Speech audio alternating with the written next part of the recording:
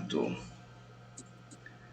agradecer, gratidão, Senhor, por mais uma live de estudos, livros mensageiros, que a gente possa nessa live reter o aprendizado necessário, que nós possamos cada dia mais buscar a melhoria nesse campo íntimo de trabalho interior, nos melhorar intimamente, que essas descrições, essas narrações que o André Luiz nos traz possa nos tocar e nos motivar para que a gente tenha uma caminhada melhorando os nossos sentir, o nosso comportamento, a nossa visão do mundo, visão de nós mesmos, que essas lições possam realmente nos tornar trabalhadores do Cristo. Que a vossa paz, o vosso amor possa permanecer entre nós. Que assim seja, graças a Deus. Muito bem. Nós, então, na reunião passada, nós vimos o capítulo 43, e eram os preparativos, né, para uma reunião. Até o título do capítulo é Antes da Reunião. Então, eles estavam se preparando para ter uma reunião logo mais, né? Então, ela é uma descrição da preparação. Aí ele fala, mas por que a gente precisa saber dessas preparação, né? Como é que os espíritos se preparam e tal? Pois é, mas essa preparação, ela nos leva a entender a complexidade do trabalho, a compreender que nós temos que levar muito a sério as coisas, porque tudo isso envolve grande trabalho no plano espiritual. As coisas não são feitas assim, sem nenhuma preparação anterior. Então é feita uma preparação antes. Então faltavam poucos minutos para as 18 horas e o salão estava repleto de trabalhadores em movimento, diz André Luiz. Então aí ele descreve assim: realizar uma sessão de trabalhos espirituais eficientes não é coisa simples, não é coisa tão simples. E aí ele pede, né? Ô Shirley, bom dia. Bom dia. Seja bem-vindo. Tirou o cabelo para lavar. Pois é, aí ó. Deu uma diminuída no cabelo aqui. Bom dia, Orlando. Bom dia, dona Lalinha, Cristiano. Seja bem-vinda, muito bem. Nós estávamos lembrando do capítulo 43 anterior. Então ele descreve até a dificuldade, né, de encontrar companheiros encarnados que tenham devotamento, que tenham bom ânimo, que tenham a isenção das preocupações do dia a dia, que eles tenham aquela visão mesmo, o foco no trabalho, né, porque a gente fica às vezes com inquietações injustificáveis. Ele diz aqui, inquietações injustificáveis. Então ele está lembrando que eles desenvolvem ali, né, no plano espiritual muitas atividades para que o trabalho desenvolva de uma forma eficiente. E ele diz assim, não pode levar a coisa na brincadeira. Ele diz assim, não podemos endossar atividades infantis nesse terreno. Então, quer dizer, vamos levar a sério o trabalho, que é um trabalho sério. E nós vamos ver no capítulo seguinte, inclusive, né, o tratamento que se faz, e nós vamos entender um pouquinho mais dessa questão do trabalho sério. Então, almas levianas, aquelas pessoas que estão ali por curiosidade ou por brincadeira, né, para fazer, não é bem-vindo, né? E daí ele explicou isso, né, e daí ele mostrou, então, que estavam fazendo faixas. É uma coisa estranha, né? Mas eu acho que hoje, talvez naquela época, né? Ele até falou bem assim, minha perplexidade, né? Diante de criar faixas magnéticas, faixas fluídicas. Hoje, com a internet, os filmes de ficção científica, a gente até pode entender isso, né? Nas holografias e tal, o pessoal toca o dedo aqui, sai energia da mão, né? Nos filmes a gente pode ter uma ideia o que acontece no plano espiritual. Naquela época eles não tinham a tecnologia que nós temos hoje, que mostra muitas criações. Seu Sebastião está chegando e com ele a dona Lalinha. Seja bem-vindo a todos. Dia. Bom dia. Eu vi o nominho dele ali aparecendo. Às vezes ele está com o microfone desligado ainda. Então essas faixas fluídicas, né, elas são necessárias para quê? Para impedir que espíritos que às vezes estão mais exaltados prejudiquem o trabalho, né? Então é uma vigilância. Então eles criam uma espécie de câmeras magnéticas para poder tornar a situação mais tranquila ali para todos. E limitar então as influências não só ali no campo espiritual, onde estão fazendo o tratamento, mas no campo físico também, perturbando de repente a família, que não vamos nos esquecer que eles estavam numa casa, numa residência, a residência da dona Isabel e seu Isidoro. Então ele magnetizava o ar. Isso era interessante para André Luiz, uma coisa assim que surpreendia bastante ele. Então ele dizia que o magnetismo é a força maior que tem ali, preponderante, né? Então ele pode movimentar em grandes escalas pela vontade. E ele lembra que antigamente já se fazia isso no Egito, né?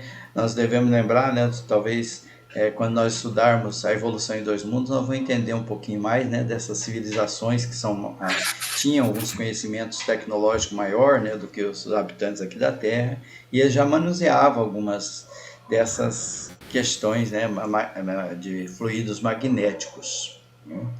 A gente deve lembrar que tem algumas ocorrências entre esse homem no Egito, né, que a gente não entende muito bem como é que eles puderam fazer tal coisa naquela época já. Muito bem. E então esse é o capítulo, mas tem uma questão aqui que eu queria que a gente lembre aqui, ó. A maioria dos próprios espiritistas que frequentam as reuniões doutrinárias, alheio ao esforço autoeducativo, guardando da espiritualidade uma vaga ideia na preocupação de atender ao egoísmo habitual. Então, a gente, às vezes, não leva tão a sério, né, esse trabalho que acontece no mundo espiritual, e que vem ali grande número de pessoas perturbadas, pessoas enfermas, inclusive nós, espiritistas, né, que chegamos às vezes no plano espiritual enfermos. Então ele estava descrevendo nesse momento a entrada, quando chegou aquelas pessoas ali. Então parecia ele não faz essa analogia, mas acho que hoje nós podemos fazer, porque nós já conhecemos filmes, né, de terror, zumbi, essas coisas todas. Então aqueles rostos esqueléticos causavam compaixão, chegavam perturbados em pequenos grupos, alguns apoiados pelos orientadores, outros só acompanham seguido por eles, né? Então ele fala bem assim, aqui a gente tem uma ideia melhor do coxos estropiados que é falado no Evangelho, como é que é isso, né? Como é que Então são apenas sofredores ali. Aí a gente fica pensando, bom, são sofredores, então são pessoas que não são más. Isso mesmo. Pessoas que não tinham maldade, assim, aquela crueldade, aquela revolta, assim, contra o mundo. Não eram pessoas que guardavam ódio dentro de si, são pessoas que estavam sofrendo e chegaram ali. E aquelas pessoas que estavam ódio, então elas não são atendidas? Não, só que em outro ambiente. Aquele ambiente ali é específico para sofredores, que é um ambiente onde tem uma família residindo, e então é uma grande preocupação para manter aquilo ali. E outra, misturar sofredores com maus, né, pode dar um desajuste grande ali no trabalho, né, desequilíbrio. Então ele diz aqui que cada agrupamento tem seus fins, tem as suas finalidades. E então eles aparentavam assim, muito sofrimento, muita angústia. Ele até lembra aqui, olha, traziam ataduras e faixas, ó, alguns seguravam o ventre, né, onde estava a dor. Aí por que acontecia isso? Aqui vem então, né? Eles são prisioneiros da ideia de enfermidade. Olha só, prisioneiro da ideia de enfermidade. E nós aqui, enquanto encarnados, muitos de nós, talvez a maioria, fica prisioneiro da ideia da enfermidade. Poucos são aqueles que são otimistas, né? Que falam, não, vai passar, essa enfermidade não é nada, vou vencer, vou enfrentar. A maioria talvez de nós, fica preso à enfermidade, se lamentando, achando, potencializando até aquela dor, aquelas situações. E ele fala bem, você, Vicente e André, que são médicos, já deve se deparado com muitas pessoas que cultivam as moléstias como verdadeira volúpia. Estranho isso, né? Cultivar a moléstia com volúpia. Quer dizer, dá a impressão que ele sente assim um gosto, um prazer em ser doente, em ser enfermo, né? Valoriza aquilo, descreve, estuda. Hoje com a internet, o Google, então, a pessoa sabe mais do que o médico até sobre os sintomas que ele está sentindo e a possível doença em que ele foi acometido. Então, apaixona-se pelos diagnósticos exatos. A gente vai lá no laboratório, pega o resultado do exame, fica estudando ele, vai aqui e ali, consulta um e outro, com indefinível ardor. Então, a manifestação dos indícios mórbidos. Então, eles estudam a doença como mais do que o que deveria estudar, né? Que os deveres diários aqui, ó. É interessante essa comparação que ele faz, ó. Estudam a teoria da doença de que são portadoras, como jamais analisam o dever justo no quadro das diárias obrigações. Quer dizer, ao invés de ficar perdendo tempo estudando a própria doença, né? Porque isso é um trabalho para os médicos, e às vezes a doença nem é bem aquilo, a gente que está criando pela nossa mente doentia, estudar a gente mesmo, né? O que eu posso vencer no egoísmo, na vaidade? Porque dessa questão da doença, as pessoas que valorizam muito a doença, é uma atitude egoística. Aqui mesmo diz, né? Individualismo, né?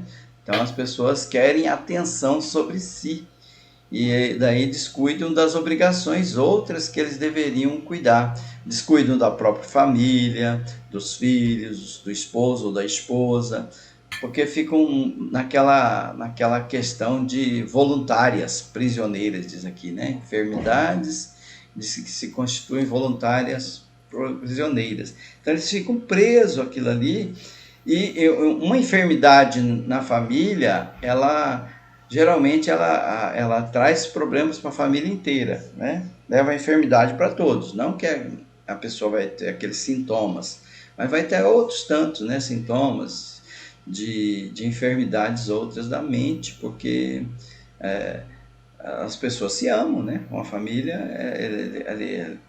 a maioria delas, né, são ligadas pelos laços do amor, e um se preocupa com o outro. Então, se a pessoa apresenta um quadro de enfermidade muito grave, e ela que agrava isso aí, ela vai comprometer todo o equilíbrio da família. Então, até por amor aos que nos amam e aos que amamos, a gente precisa ter um comportamento mais racional nessas situações. Mas a pessoa, ela leva uma vida, às vezes, valorizando isso. E como nós já estudamos, quando desencarna, nós levamos para o mundo espiritual também essas ideias. Então, aqui diz aqui, sobrevindo à desencarnação, é muito difícil acordo entre elas e a verdade, porquanto prossegue mantendo a ideia dominante. Então, a verdade é que elas não precisam daquela doença, né? Elas estão desencarnadas, o espírito pode se reestruturar o perispírito e tudo mais, mas elas permanece presa àquela enfermidade, leva para o plano espiritual. Às vezes, no fundo, são boas almas, não são pessoas ruins, não, são pessoas boas, dedicadas aos parentes do sangue, aproveitáveis na esfera restrita do entendimento que se recolhe, mas, no entanto, carregados de viciação mental por muitos séculos consecutivos.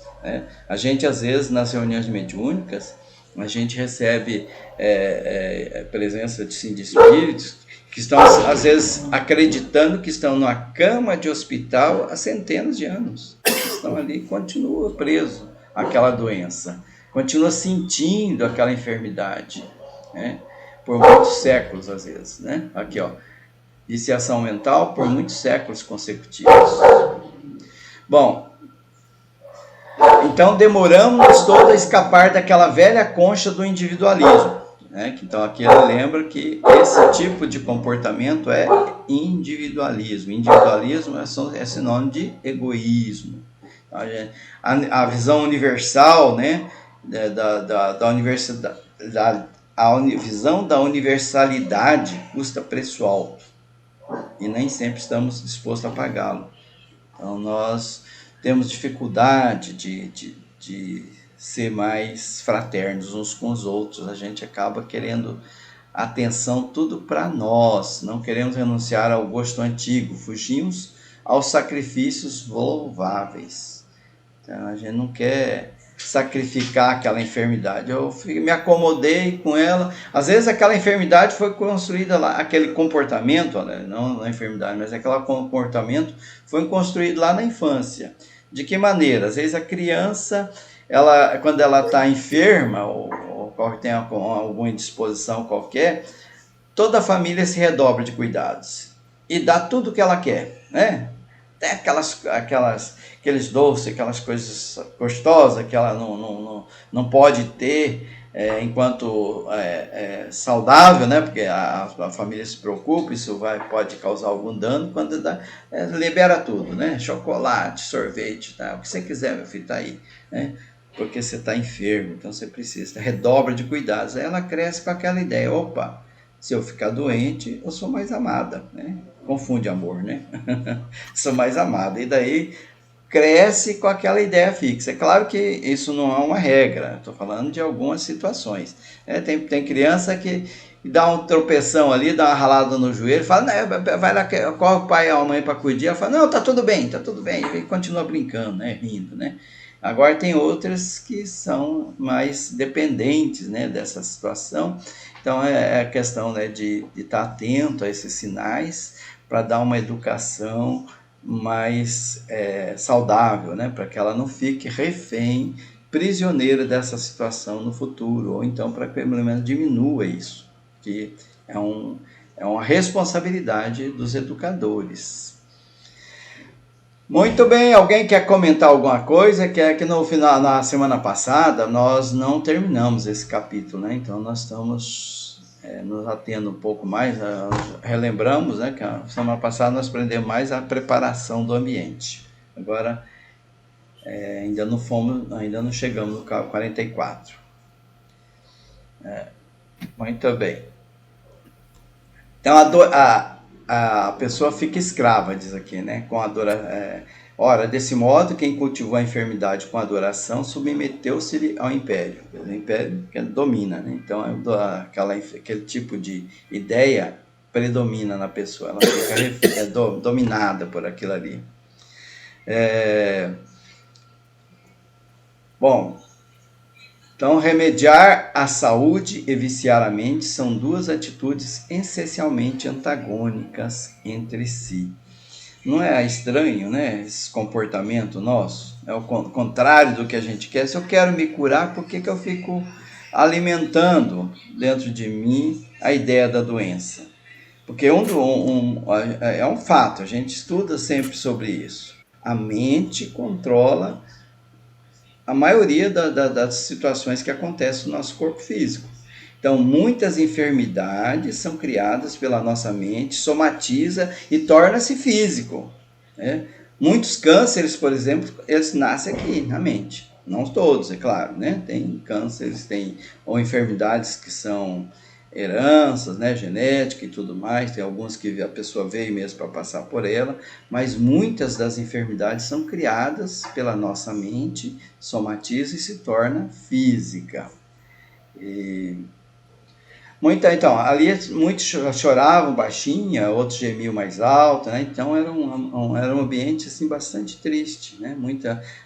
Não só pela visão que se tinha daquele ambiente, daquelas pessoas que estavam ali necessitando e pedindo ajuda, quanto pelos lamentos, pelos gemidos. E, então, depois dessas explicações, o Aniceto falou, opa, vamos parar com isso, que tem muita gente precisando da nossa ajuda, né? Ele falou, vamos ao serviço. Para nós, cooperadores espirituais, o trabalho já começaram.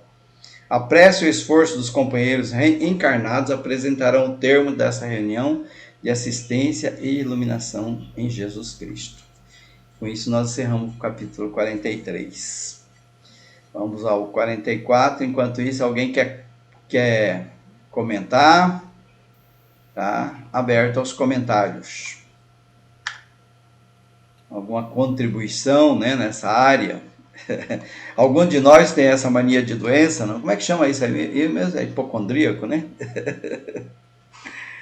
Acho que é isso, hipocondríaco. A gente se preocupa com as doenças mesmo, né? Física. E a gente deveria preocupar com as doenças da alma, né? Quando a gente se preocupa, o problema aumenta, né? Aumenta. Você pode até ter alguma dorzinha de cabeça, alguma coisa. Ai, meu Deus do céu, será que não é o derrame que está vindo? Será que não é um ataque cardíaco? E aí você começa a piorar a situação, né? Pode até mesmo causar um ataque cardíaco, um AVC, né? Isso. Pelo seu excesso de preocupação. Então a gente, sem dizer também que é uma falta de confiança em Deus, em Jesus. Sim. Porque se você está andando certinho, né? Está fazendo as coisas tudo certo, você está nas mãos de Deus sempre, sempre, sempre, né? Nada acontece sem que Deus permita. Agora, lógico, se a dor acentuar muito e tal, os médicos estão aí para isso, né? A gente vai lá, faz o exame, mas que não faça daquilo um cavalo de batalha, né? Uma vez eu fui para Ponta Porã com uma pessoa, e essa pessoa muito inteligente, ele estava me contando um caso do Chico. E o Chico conviveu, né, com a angina muito tempo, né? A angina é um problema no coração. Aí ele precisava ir para a Casa da Prece, fazer os trabalhos que ele fazia sempre lá. E esse dia estava pior, a angina doía mesmo, o peito dele doía. Aí Emmanuel apareceu para ele pergunta para o Emmanuel, Emmanuel, o que eu faço com essa angina que me atrapalha? Como é que eu vou trabalhar desse jeito, Emmanuel? Pô, faça amizade com ela. Por acaso, algum dia você chamou ela de meu benzinho, meu amor, minha paixão?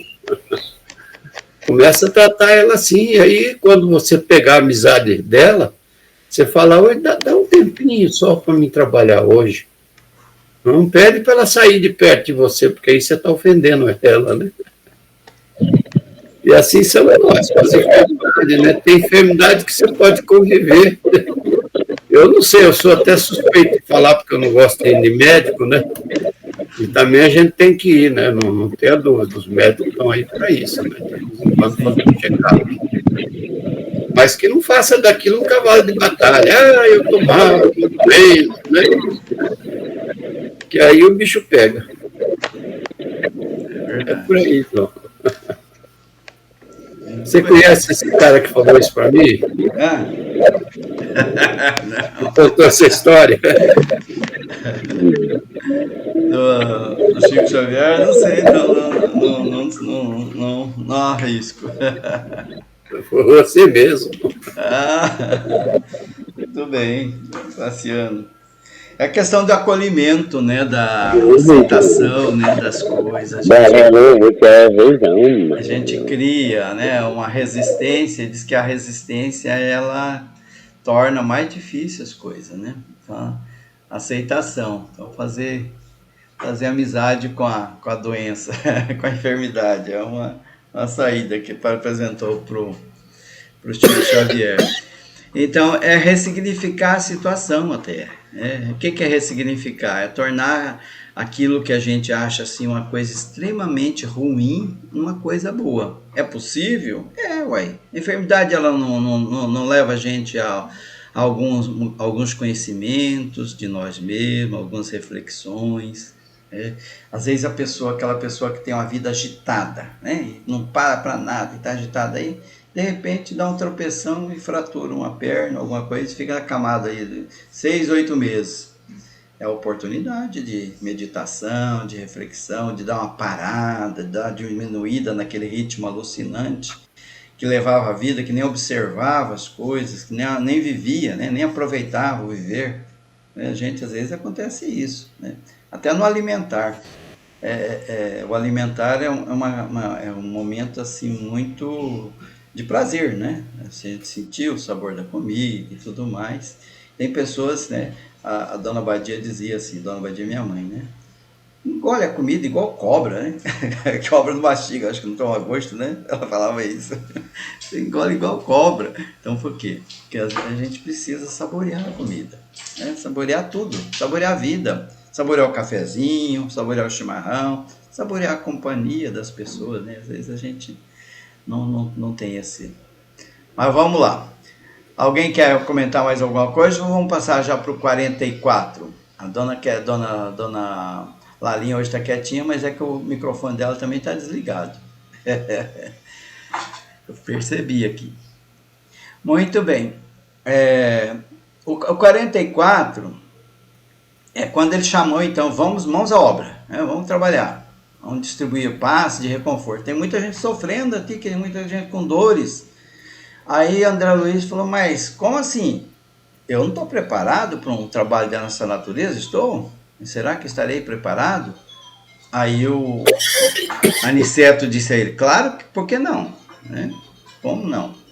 E aí ele dá uma liçãozinha aqui para o André Luiz. Ó. Toda competência e especialização no mundo, nos setores do serviço, constituem o desenvolvimento da boa vontade. Bastam o sincero propósito de cooperação e a noção de responsabilidade para que sejamos iniciados com êxito em qualquer trabalho novo.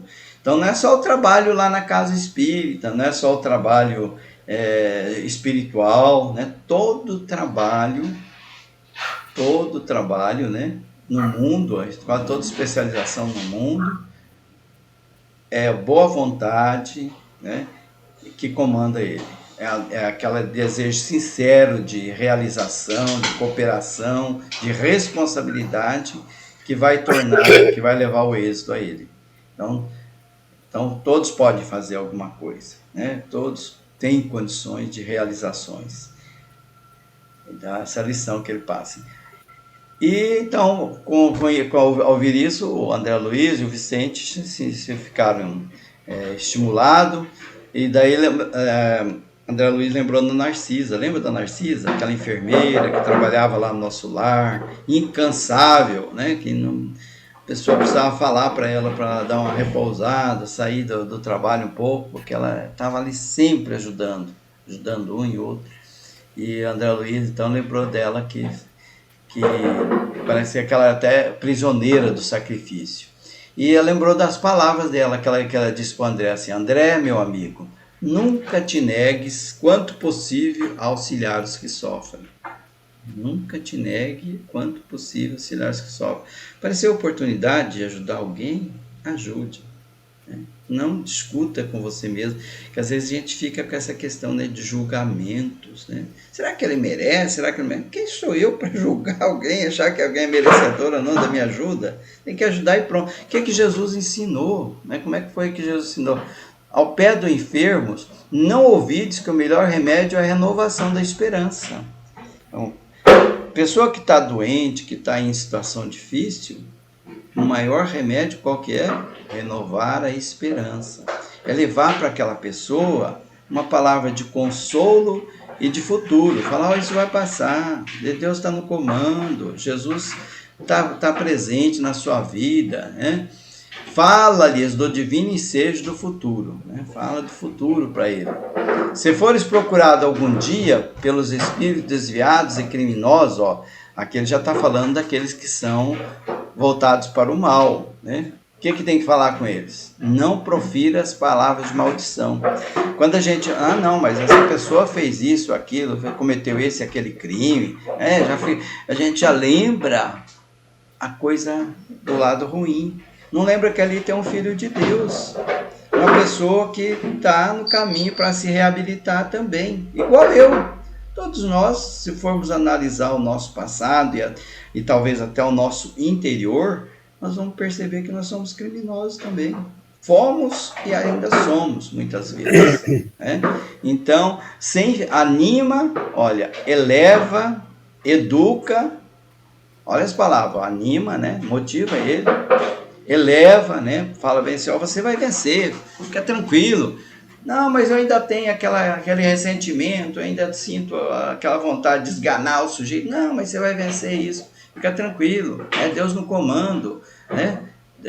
A bondade está dentro de todos nós temos, deixa essa bondade te aflorir, né? Educa, ajuda, né? Educa, desperta, né? O que é despertar a pessoa? Mostrar um novo rumo para ela, sem ferir ainda os que dormem, porque a nossa tendência é falar, mas também você está assim porque você fez isso e aquilo, né? Até o enfermo mesmo, como está aqui na situação, né? Fala, mas isso é tudo coisa da tua cabeça, assim, muda o jeito que você pensa. Ao invés de ajudar, você acaba jogando a pessoa mais ainda na sarjeta, né? Sem ferir os que ainda dormem. Quem que dorme? Todos que estão enfermos, todos que ainda estão presos a essas situações. São pessoas que dormiram, estão adormecidos para as grandes verdades, e nisso nós estamos no meio também. Deus opera maravilhas por intermédio do trabalho de boa vontade sincera. Uma boa vontade, sempre a vontade. Olha, vamos gerenciar, vamos dirigir, vamos controlar a nossa vontade para que ela se torne sempre a boa vontade. E sem mais hesitação, depois ele refletia sobre as palavras me fugiu o nome dela aqui agora. Narcisa, né? É isso, Narcisa. Depois dele refletir sobre as palavras da Narcisa, então ele repensou e falou, vamos ao trabalho, vamos ao serviço. E dispôs seu serviço, sem mais delongas, né? E aí Aniceto separou para ele um grupo de 6 enfermos espirituais para que ele promovesse, né, a reabilitação dele. Aplique seus recursos, André, com a nossa colaboração. Os amigos em tarefa nessa casa poderão atender responsabilidade diferente e também imperiosa. Quer dizer, olha, veja bem, tudo é oportunidade, né? Falou, olha, não, vocês estão aqui só de passagem, visitando, conhecendo, você está aqui como repórter do mundo espiritual, mas vai trabalhar também, trabalha, porque daí você vai aliviar os que estão aqui nesse trabalho, eles poderão fazer outras coisas, né? Poderão atender a responsabilidades diferentes e também imperiosas. Quer dizer, eles poderão libertar alguns que estão ali presos àquele trabalho para eles fazerem novos trabalhos, mas trabalhos às vezes de maior importância até.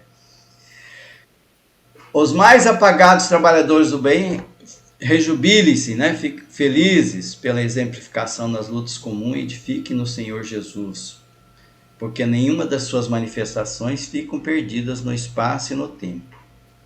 Então, fique feliz pela oportunidade de trabalho, né? Rejubile-se pelos resultados alcançados e rejubile-se principalmente pela oportunidade de trabalhar. Então, naquele instante, né, ele foi chamado então, a prestar auxílio real mesmo, né? E ele esqueceu até que ele era médico, né? O André Luiz sempre tem aquele comportamento de análise científica das coisas. Mas quando encarnado isso não era possível, né? Como é que funciona isso? Ele sempre quer saber a fundo o funcionamento das coisas. E nesse momento ele esqueceu de tudo isso, só foi para o trabalho, né? Esqueceu das técnicas da medicina oficial e que ele sempre dominou aqui no mundo. E ele lembrou só da Narcisa nas câmaras de retificação. Como é que ela é enfermeira, devotada, carinhosa, e com o amor dela, mesmo sem refletir sobre nenhum conhecimento tecnológico, científico, ela dava medicação e os doentes se recuperavam. Aí ele aproximou de uma senhora, ela estava bastante abatida, e ele aproximou dela com energia, né, com firmeza, mas também com muita ternura e compreensão. né? Ele lembra aqui que só a ternura e firmeza não basta, tem que ter amor, acolhimento, né? A pessoa precisa se sentir amada, principalmente para poder caminhar para a cura. Minha irmã, disse, procurando captar-lhe a confiança, vamos ao passe reconfortador. Aí a mulher gemia, né, de dor. Ai, ai, ai, respondeu a interpelada. Nada vejo, nada vejo. Ela estava o quê? Cega. Ah, o tracoma. Então ela tinha uma enfermidade nas vistas, né? Que comprometia a vista dela, o tracoma, e ela não conseguia enxergar. Infeliz que sou. E me fala em morte e em vida diferente. Como que recuperar a vista? Quero ver, quero ver. Então ela falou, mas eu estou aqui, né? Achei que voltando aqui o plano espiritual já recuperava a vista de pronto. E estou ainda com esse sofrimento enorme. Calma, disse ele, né? Não confia no poder de Jesus, ele continua curando os cegos, iluminando-nos o caminho, guiando-nos os passos. Então, André Luiz mandou algumas palavras de conforto, lembrando do nosso Senhor Jesus Cristo, e ele esqueceu, né? Ela nem pensou na questão, né, do tracoma, né? Como é que era, como é que funcionava no organismo espiritual, comparação com física. Ele apenas tinha na frente dele uma pessoa que merecia e precisava da compaixão, né? Do amor que ele dispunha ali, uma sofredora. E aí ele começou a sentir diferente dentro dele, né? Uma claridade, uma iluminação, né? Aquecer a fronte dele. Então as energias, né? Aquela vontade dele de ajudar, de servir, começou a desenvolver nele uma energia diferente, um aquecimento que ele sentia, energias na fronte, nas mãos. E ele iniciou o passe nos olhos da pobre mulher, reparando que tinha uma enorme placa de sombra na fronte dela, né? E pronunciando então algumas palavras de animação, com as intenções que ele tinha, ele concentrou então todas as possibilidades magnéticas dele naquela zona ali perturbada, e em alguns instantes a desencarnada, a mulher, proferiu um grito de espanto, e ela dizia, vejo, vejo, vejo, exclamou entre a sombra e a alegria, grande Deus, dizia ela, e ajoelhou-se na frente do André para render graças, e dirigiu a palavra, quem vós sois, emissário do bem, para o André, né? O André ficou emocionado, ele não conseguia se conter de emoção. Imagine qualquer um de nós, né? Uma pessoa que tem uma enfermidade que às vezes acometeu por anos, né? E aí você vem ali, impõe as mãos e a pessoa apresenta a cura, né? Como é que é o sentir dessa pessoa, né? Ela se sente o cara, né? E nesse momento ele sentiu também, né? Ele confundia a minha bondade do eterno, né? Ele estava perplexo, né? Sabendo que era Deus, mas ainda assim confuso. Quem era eu para curar alguém, né? Mas a alegria daquela entidade, libertada das trevas, afirmava a ocorrência a qual não queria acreditar. A luz daquela dádiva mostrava mais fortemente o fundo escuro das minhas imperfeições individuais. Então ele se prendeu naquilo. Ele não estava fazendo uma reflexão ruim, não. Estava fazendo uma reflexão boa de si mesmo, né? Olha só, né? Como Deus é poderoso, que coisa bonita, né? Como eu uma pessoa tão fraquinha, como consegui um evento desse, né? O eu é muito perigoso nisso aí, viu? E pronto inundou minhas faces sem que pudesse retê-lo nos recônditos mananciais do coração. Enquanto a enferma espiritual se desfazia em lágrimas de louvor, também eu me absorvia numa onda de pensamentos novos. O acontecimento surpreendia-me. Aí ele queria ir para o próximo paciente, que eram 6, né, que estava designado a ele. Mas ele estava ali preso àquela situação, àquela emoção, ele não conseguia sair daquele deslumbramento, ele estava deslumbrado por aquele acontecimento. Aí Aniceto veio em socorro dele, aproximou e delicadamente falou para ele em voz baixa, André, a excessiva contemplação dos resultados pode prejudicar o trabalhador. O que é isso, hein? Parece um puxão de orelha, não é não? André, a excessiva contemplação dos resultados pode prejudicar o trabalhador. A gente fica admirado, olha a minha obra, que coisa bonita, né? A gente às vezes até não verbaliza isso, mas no interior a gente está sentindo isso. Fala, nossa, como eu sou o cara, né? Não fala, mas no fundo a gente acaba sentindo isso. E ele fala, a excessiva contemplação dos resultados pode prejudicar o trabalhador. Em ocasiões como esta, a vaidade costuma acordar dentro de nós, fazendo-nos esquecer o Senhor. Veja só, né? A gente esquece que ali foi Deus. Foi Deus. Não ouvides que todo bem procede dele. Dele quem? Jesus, Deus, que é a luz nos nossos corações. Somos seus instrumentos nas tarefas do amor. O servo fiel não é aquele que se inquieta pelos resultados, nem o que permanece enlevado, quer dizer, aquele inchado, né? Enlevado, inchado pela contemplação deles, mas justamente o que cumpre a vontade divina do Senhor e passa adiante. Faz o bem e vai. Não fica ali preso, contemplando, querendo aplausos, né? Ou mesmo dentro de si alimentando isso. Faça e passa. De preferência, se puder fazer anonimamente, melhor ainda, né? A pessoa nem sabe o que você fez. Oi? Vou avançar o sinal. Pode falar. O pior é quando a pessoa pensa assim, fala, poxa, eu fiz tudo e ninguém me elogiou. Aí é o Odilon. Poxa vida, não reconhece. Você fica achando que foi ingrato, né? Foi ingrato comigo, a pessoa é ingrata. É verdade. Ai. E aquelas palavras não podiam ser mais significativas, diz ele, ó, né? Passa e segue adiante, ó. O generoso mentor voltou ao serviço a que se entregara junto aos outros irmãos e, valendo-me de amoroso aviso, dirigi-me à reconhecida senhora acentuando: minha amiga, agradeça a Jesus e não a mim, que sou apenas obscuro servidor. Quanto ao mais, não se impressione demasia com a visão dos aspectos exteriores.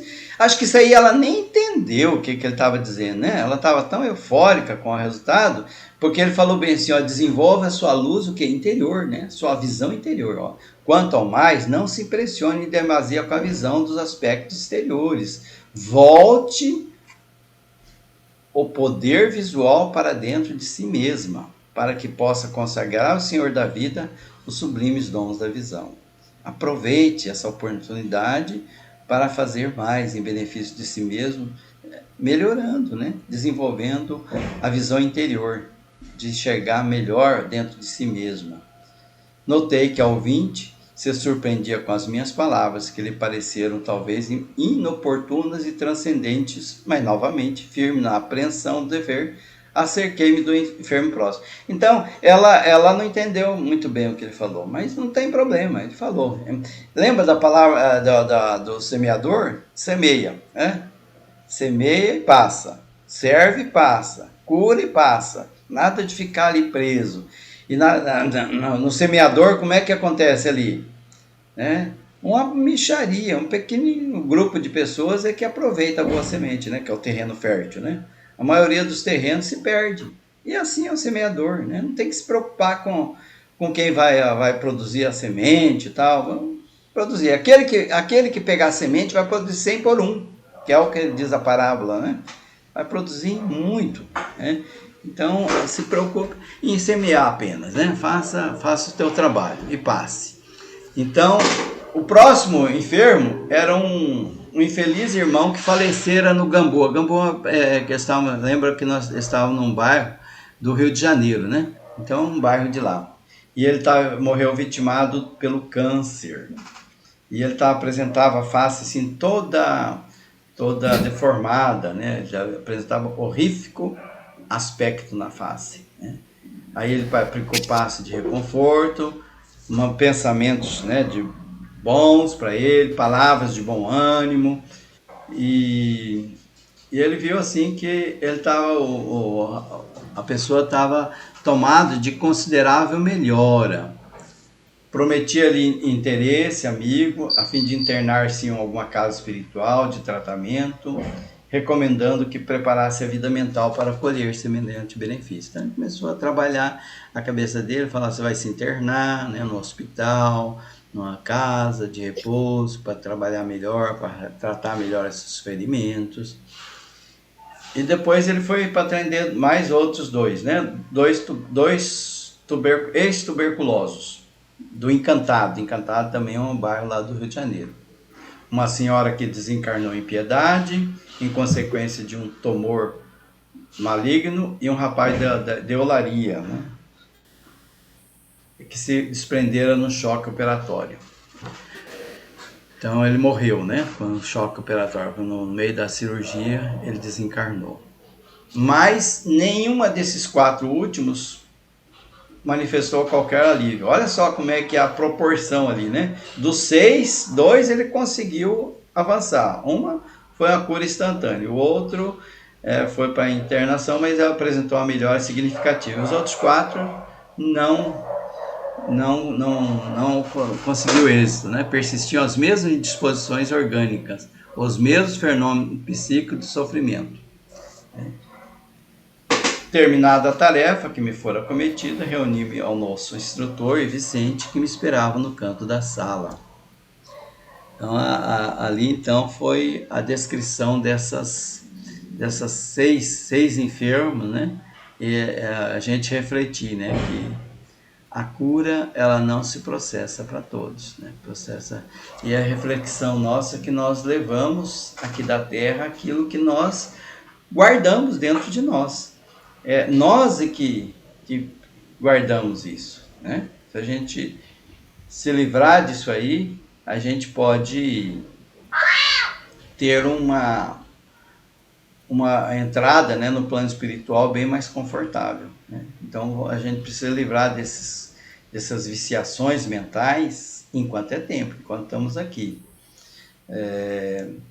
Então alguns se sentem curados, outros acusam melhoras e a maioria parece continuar impermeável ao serviço do auxílio, disse Aniceto. Aí ele lembra de novo, né, que, né, a semeadura do bem, né, a semeadura do Cristo, o que nos leva a interessar. Todavia, a semeadura do bem, a germinação, o desenvolvimento, a flor e o fruto pertence ao Senhor, né?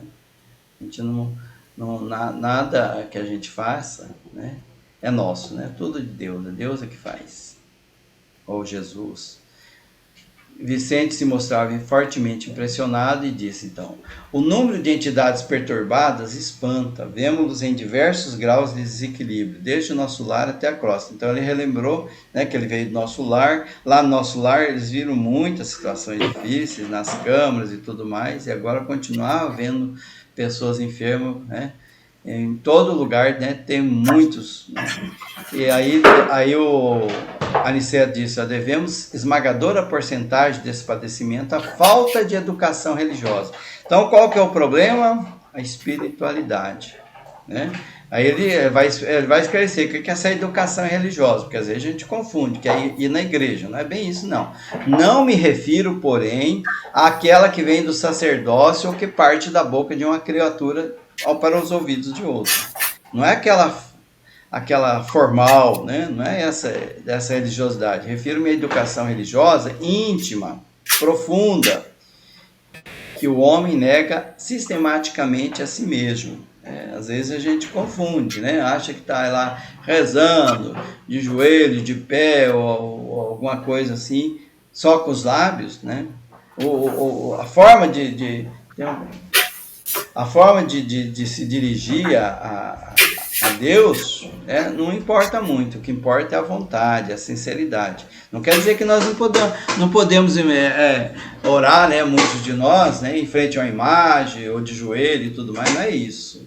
A questão é o que eu sinto. Qual que é a minha intenção? Qual que é a minha vontade com aquele envolvimento? A vontade de se transformar, de se modificar, de ter, né, de vencer os próprios vícios morais. É esse que é o grande desafio nosso, né? E às vezes a gente se equivoca achando que com os lábios a gente consegue fazer grandes coisas, só os lábios. Não é isso. Repetir, né, muitas orações, não é bem isso, né? Muito bem, com isso nós terminamos o capítulo 44. Comentários, contribuições, está aberto. Ainda temos uns minutinhos, deixa eu ver quantos minutinhos. 8 minutos, está dizendo aqui. Alguém quer fazer um comentário? Está aberto.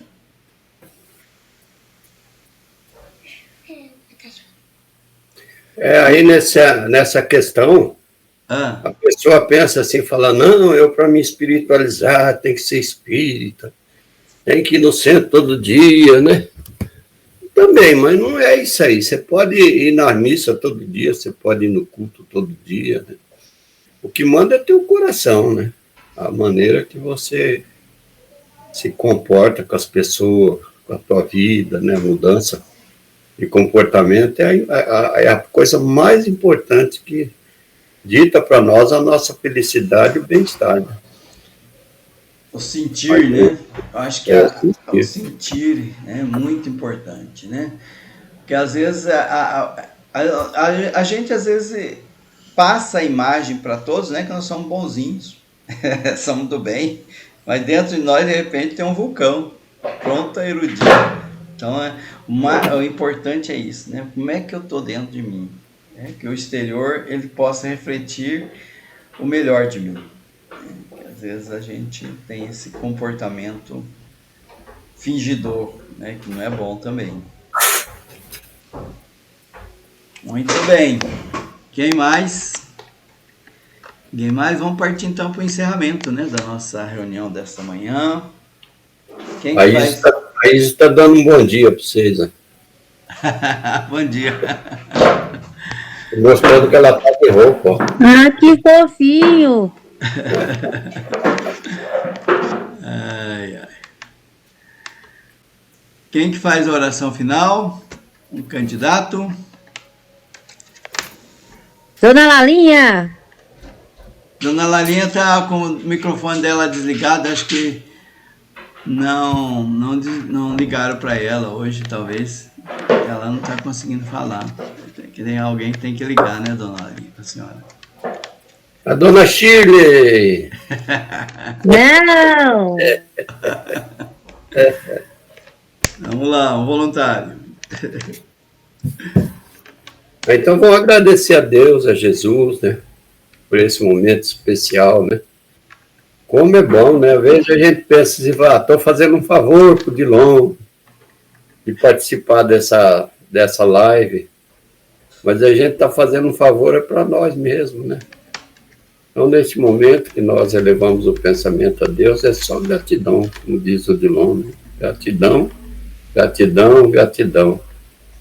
Gratidão pela vida, gratidão pelo conhecimento, gratidão por essa doutrina maravilhosa que nos ensina, que nos orienta, que nos dá uma diretriz da nossa vida, da nossa existência na Terra.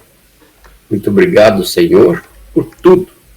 Obrigado porque eu levantei, obrigado porque eu estou vendo, obrigado porque eu estou sentindo o cheiro das flores, dos perfumes espirituais que estão sendo projetados sobre todos nós.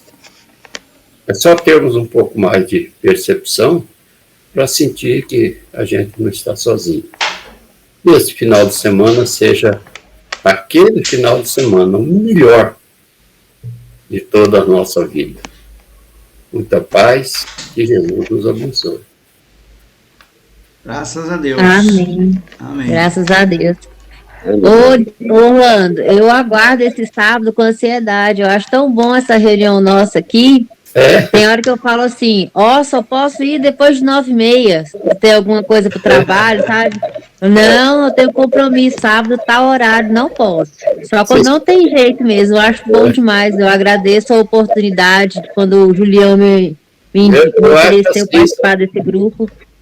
Depois que eu fiquei mais idoso, né, eu comecei a perceber que todo lugar é um céu. É nós que fazemos esse céu, né? O céu está dentro de nós. Eu costumo dizer assim, eu sou muito bairrista, né? Falar, minha cidade aqui é um paraíso, é um céu, nunca que eu vou mudar daqui.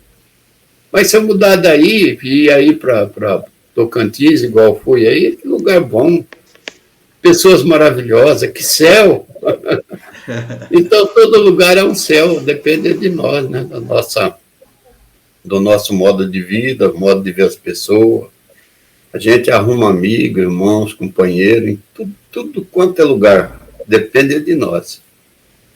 Se a gente... Concordo, Orlando. Pois é. Se a gente não for grande coisa, a gente vai arrumar muita inimizade.